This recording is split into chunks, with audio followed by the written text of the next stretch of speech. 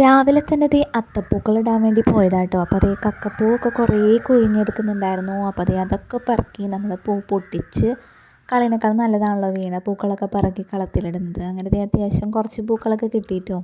പിന്നെ ദേ ആകാശമല്ലി പറിക്കാൻ വേണ്ടി പോകുന്നതാണ്. നമ്മുടെ വഴിയിലെ ഏറ്റവും അറ്റത്താണ് കേട്ടോ ആകാശമല്ലി ഇങ്ങനെ കൂട്ടായിട്ട് വിരിഞ്ഞ് നിൽക്കുന്നത്. അപ്പോൾ മിക്ക പൂക്കളും മഴയത്തൊക്കെ കൊഴിഞ്ഞു പോയിട്ടുണ്ടെങ്കിൽ അത്യാവശ്യം നമുക്കുള്ളത് കുറച്ചൊക്കെ അതുമ്പോൾ തന്നെ നിൽക്കുന്നുണ്ട് കേട്ടോ. അപ്പോൾ അതൊക്കെ ഒന്ന് പറിച്ചെടുക്കാമെന്ന് വിചാരിച്ചു. അതുപോലെ തന്നെ അതിൻ്റെ കുറച്ച് ഇലയും കൂടെ പൊട്ടിച്ചിടാമെന്ന് വിചാരിച്ചു. ഒരു കളർഫുള്ളിന് വേണ്ടിയിട്ട് എപ്പോഴും കളത്തിലൊക്കെ ഒരു ഗ്രീൻ കളർ വരുമ്പോൾ ഒരു പ്രത്യേക ഭംഗിയാണല്ലോ.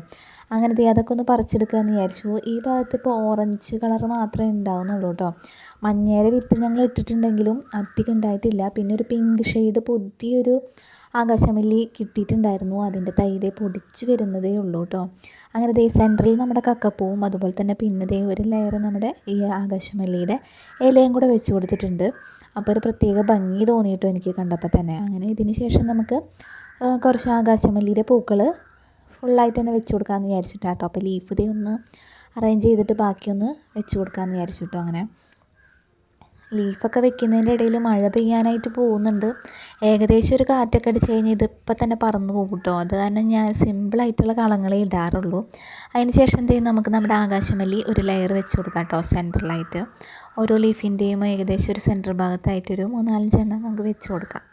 അതിന് ശേഷം നമുക്ക് കുറച്ചും കൂടി ലീഫ് ബാക്കിയുണ്ട്. അപ്പോൾ അത് ഇതിൻ്റെ ഒരു സെൻറ്റർ ഭാഗത്തായിട്ട് കുറച്ചും കൂടെ വെച്ച് കൊടുത്തു കഴിഞ്ഞാൽ ഒരു ഭംഗി കിട്ടുമല്ലോ. അങ്ങനെ അതും കൂടെ ഒന്ന് അറേഞ്ച് ചെയ്തിട്ട് വേണം നമുക്ക് ബ്രേക്ക്ഫാസ്റ്റൊക്കെ ഉണ്ടാക്കാനായിട്ട് പോകാനായിട്ട്. അപ്പോൾ രാവിലെ തന്നെ ഇതിൻ്റെ പിന്നാലെ പോകുന്നതാണ് കേട്ടോ ഞാൻ. അങ്ങനെ ഏകദേശം കളം ഏകദേശം സെറ്റായിട്ടുണ്ട് കേട്ടോ. ഇനി നമുക്ക് രാവിലെ ദോശ ഉണ്ടാക്കാമെന്ന് വിചാരിച്ചിട്ടാണ്. ആദ്യം ചമ്മന്തി ഉണ്ടാക്കാമെന്നൊക്കെ വിചാരിച്ചതാണ്. പിന്നെ തക്കാളി കുറച്ച് കുറവായിരുന്നു. അപ്പോൾ ഏതായാലും ചട്നി അരയ്ക്കാമെന്ന് വിചാരിച്ചു. അങ്ങനെ ദോശമാവൊക്കെ ഇത് അത്യാവശ്യം വീർത്ത് വന്നിട്ടുണ്ടായിരുന്നു. അങ്ങനെ നമുക്ക് ദോശയും ചട്നിയൊക്കെ ഉണ്ടാക്കാൻ അകത്തേക്ക് പോകാമായിരുന്നു കേട്ടോ ഞാൻ. അങ്ങനെ ദോശ ഏകദേശം റെഡി ആയിട്ടുണ്ട്. ചട്നിയും അതുപോലെ തന്നെ ചായയും വെച്ചിട്ടുണ്ടായിരുന്നു. അങ്ങനെ ബ്രേക്ക്ഫാസ്റ്റൊക്കെ കഴിച്ച് കഴിഞ്ഞു. ഇനി ഉച്ചക്കേലേക്ക് വേണ്ടിയിട്ട് അമ്മ പച്ചക്കറിയൊക്കെ മേടിക്കാൻ പോയിരിക്കുകയാണ്. പച്ചക്കറി ഇനി മേടിച്ചുകൊണ്ട് വന്നിട്ട് വേണം എന്തെങ്കിലും കറിയൊക്കെ വെക്കാനായിട്ട്. എല്ലാം കഴിഞ്ഞിരിക്കുകയാണ്. അപ്പോൾ ഓണത്തിനും ആയല്ലോ എന്ന് വിചാരിച്ചിട്ട് കുറച്ച് മേടിക്കാനായിട്ട് പോയതാണ് കേട്ടോ. അങ്ങനെ പച്ചക്കറി കിട്ടിയിട്ടുണ്ടായിരുന്നു. എല്ലാം അത്യാവശ്യം ഉണ്ട്. ഇനി ക്യാബേജും കൂടെ ഒക്കെ ഒന്ന് മേടിക്കേണ്ട ആവശ്യമുള്ളൂ കേട്ടോ. അത്യാവശ്യം നല്ല ഫ്രഷ് പച്ചക്കറി ആയിരുന്നു കേട്ടോ. പിന്നെ മല്ലിയിലയും കൂടെ മേടിച്ചിട്ടുണ്ടായിരുന്നു. അവിടെ ഇരിക്കുന്നുണ്ടപ്പോൾ നല്ല ഫ്രഷ് പോലെ തോന്നി. അങ്ങനെ അമ്മ മേടിച്ചുകൊണ്ടതാണ്. എനിക്ക് സാമ്പാറിലും അതുപോലെ തന്നെ രസത്തിലൊക്കെ മല്ലിയിലിടുന്നത് എനിക്ക് ഭയങ്കര ഇഷ്ടമാണ് കേട്ടോ. അതിൻ്റെ സ്മെല്ലൊക്കെ ഒരു പ്രത്യേകതയാണല്ലോ. അങ്ങനെ ഉച്ചക്കേലേക്ക് സാമ്പാർ ഉണ്ടാക്കാമെന്ന് വിചാരിച്ചു. അപ്പോൾ പിന്നെ ഏതായാലും പപ്പടവും കൂടെ ഒന്ന് കാച്ചെടുത്തു. അങ്ങനെ അത്യാവശ്യം നല്ല പപ്പടമായിരുന്നു കേട്ടോ. അത്യാവശ്യം നല്ല ടേസ്റ്റോടുകൂടി തന്നെ കിട്ടി. അങ്ങനെ പപ്പടവും അതുപോലെ തന്നെ സാമ്പാറും പിന്നെ കോവയ്ക്ക് ഉപ്പേരി ഉണ്ടാക്കാമെന്ന് വിചാരിച്ചു കേട്ടോ. കുറച്ചുണ്ടായിരുന്നുള്ളൂ കിറ്റിൽ.